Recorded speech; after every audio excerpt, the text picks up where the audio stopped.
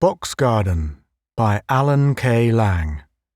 Performed by Paul Lawley-Jones. The ears of the man to my left at the bar were blocking off my view of the TV set. This annoyed me.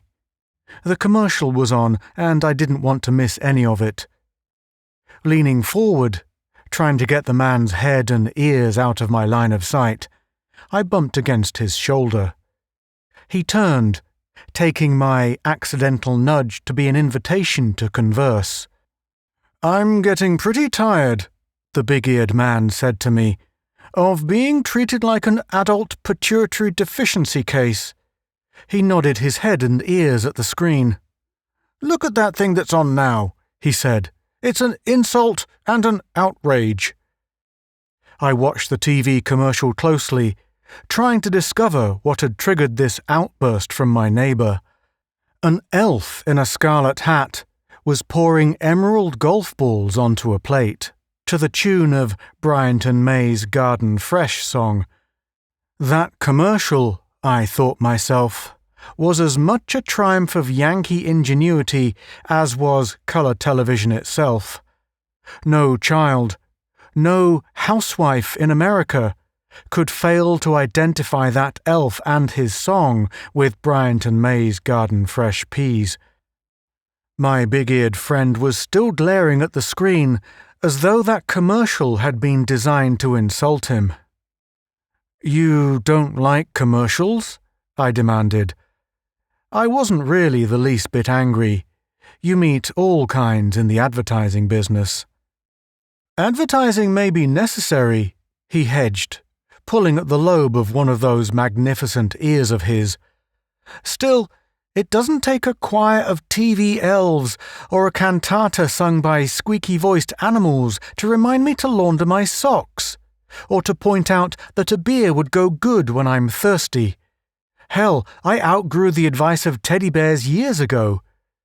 He sipped his beer, staring at my reflection in the bar mirror as though trying to decide whether I was worthy of his further confidence. He must have decided I had a sincere face, because he scooted up closer.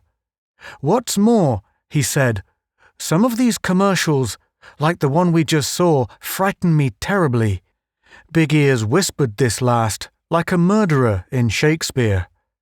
I laughed in spite of myself. "The Bryant and May elf? Afraid of him? Man, that's like being scared of Santa Claus." "It's not that simple," he rapped back. "It's not only fear those commercials inspire, but pity."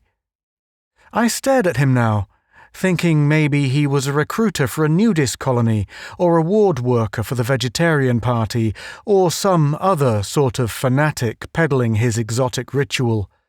"Let me explain," he asked quickly, seeing my hesitation. "Want another beer?"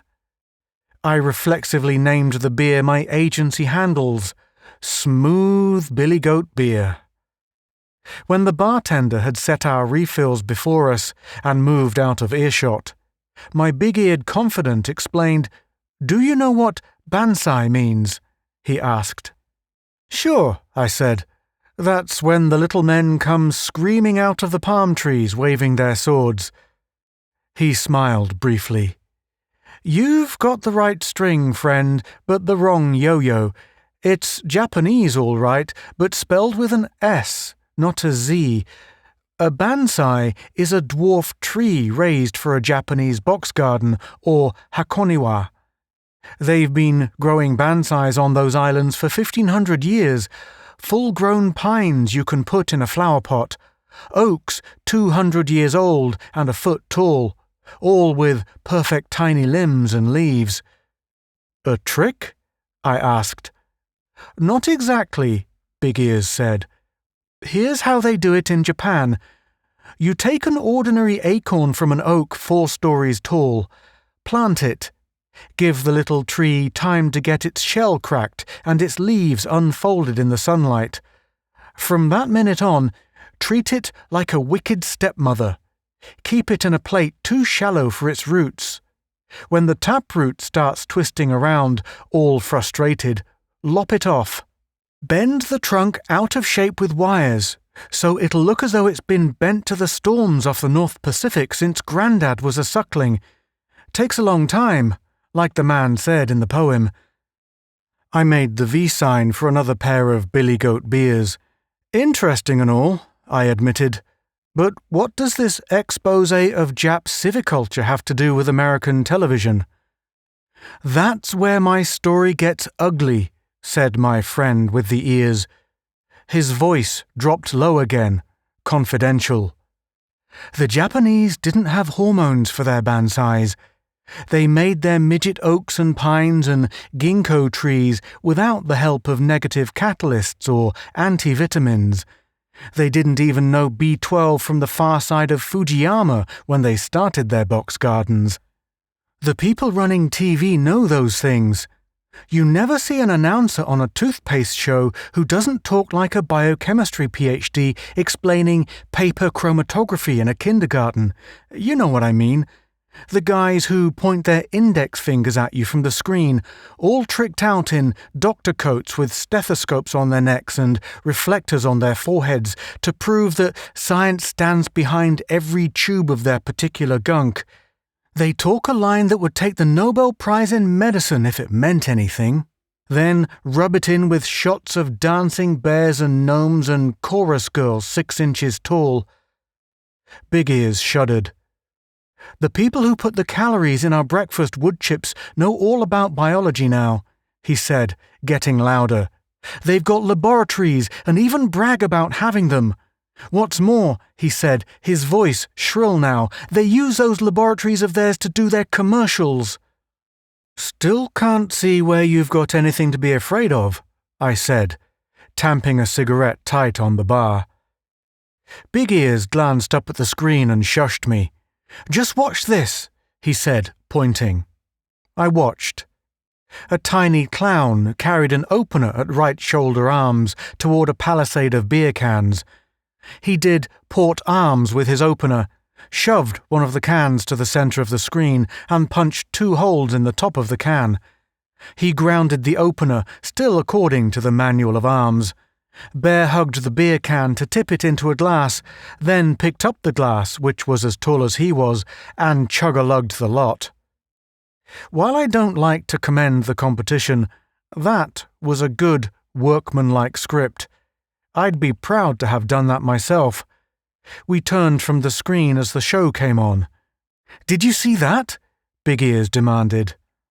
I paused before I answered, straining to be real objective. "Some people might think it was a bit childish," I said. "It's obscene," he hissed. "Can't you see how the advertisers get that horrible realism? Haven't you watched those tiny ballerinas with king-size cigarettes for partners? Didn't I tell you about the bonsai trees and how they grow?" People down the bar were staring at Big Ears now, impatient of his shouts, his noise that didn't fit the show on the screen. The bartender, glaring at my neighbour, twisted the TV's sound knob so that the laughter from the set became a Niagara. Big Ears raised his voice above his electronic competition. "Do you suppose those little bears and monkeys and clowns and chorus girls are puppets, maybe? Was that a doll that opened the beer? A toy that poured the peas for Bryant and May? No! They're changing real people, that's what they're doing." The bartender walked like a tank around the bar and came down our side toward Big Ears. He folded the man's lapels in one hand and explained softly, "These people want to hear our show. You'll have to go on down the street if you want any more beer tonight, friend." Big Ears didn't argue, but he called over his shoulder as the bartender escorted him to the door. "Remember what I told you, please remember." I turned away, embarrassed. The poor little fellow had got so deep in his story that he was actually crying as he left the bar. I had another of those smooth Billy Goat beers before I left, feeling pretty sorry for my little friend with the big ears. That was about a year ago, Washington's birthday, I think. Last night, watching TV at home, I saw a sad-eyed dwarf in an orange cape and green shoes show how Pullo penetrates those sluggish kitchen drains. He did a poor job. Those big, familiar ears just weren't made for drainpipe work. You have been listening to Box Garden by Alan K. Lang, performed by Paul Lawley Jones.